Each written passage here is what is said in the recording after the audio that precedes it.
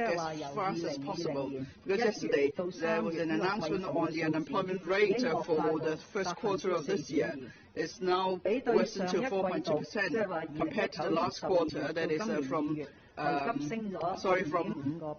from December to March this year, there was an increase of 0.5%. It's an all-time high in 10 years. Some sectors have been particularly hard hit.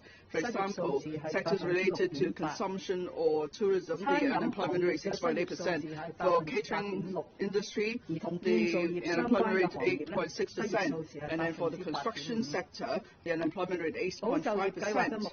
The employment support scheme, ESS, is exactly to help employers so they could retain their employees and we could avoid further redundancy. Because now we're in a tsunami of unemployment, so we need to do our best to help the businesses. As the Secretary for Labour and Welfare said, we're trying to stop the bleeding for these sectors. The second issue I'd like to talk about is about our fight against the epidemic. Now, yesterday was the first time since the for a long while that we had no new confirmed cases. And then, in fact, most of the cases we see in Hong Kong are informed cases. So this is not the time to let down our guard, or all our efforts would go to waste. Now, there is a series of measures that should expire at midnight on the 23rd of April in relation to enhancing social distancing measures. But these measures will have to be extended for another 14 days. The Secretary for Food and Health will be giving you more details later. I must stress that all relevant government departments will be enforcing these regulations with vigor. For example, we have already taken out 34 prosecutions against catering businesses, and then 131 fixed penalty tickets have been issued, and then 3 prosecutions have actually been taken out. So we will treat everyone equally in enforcing the law. Now, a few days ago, there were 10 police officers suspected of violating the gathering ban, and they actually injured one of their own. So we will certainly take action on these cases, and if warranted, there will be disciplinary actions too. Now, of course, the extra government fully appreciate that people feel helpless, that they are not able to carry out social activities as usual. They can't visit friends, they can't meet with friends and so on. But please, be patient for a little longer.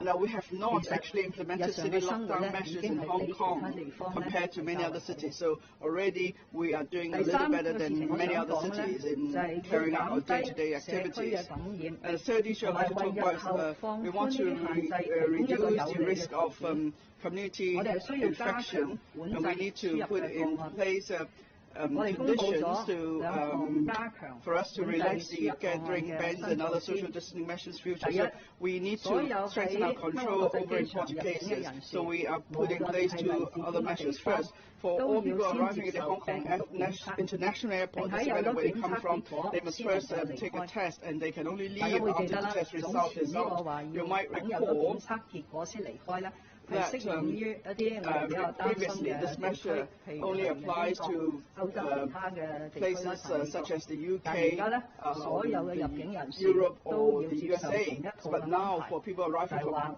anywhere at the airport, they must receive the same treatment. That is, they must take a test, and they can leave after the test result is out. Of course, if the test result is positive, then we arrange for the individual concerned to go to a hospital of the hospital authority. And if the test result is negative, then the person will have to undergo 14 days of mandatory home quarantine. Now, there is huge fluctuation in the number of arrivals from at Hong Kong. Sometimes there could be just 200 arrivals in a day, but in some days there could be 800 arrivals in a day. So for the Asia World Expo Temporary Testing Center, it is not possible to cope with 1,000 or so arrivals in a day, stretching out between the morning and the evening.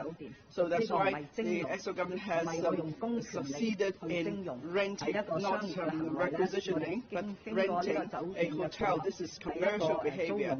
We've been able to reach an agreement with a hotel, so we could rent a hotel. There are about 500 rooms, so it could be another holding center while people wait for their test results. I would like to thank the Regal Hotel Group for agreeing to rent to us the Regal Oriental Hotel for this purpose. They also agreed to provide basic meals for those waiting for the test results. I'm stressed here that these people have not been infected. They're just waiting there for the test results.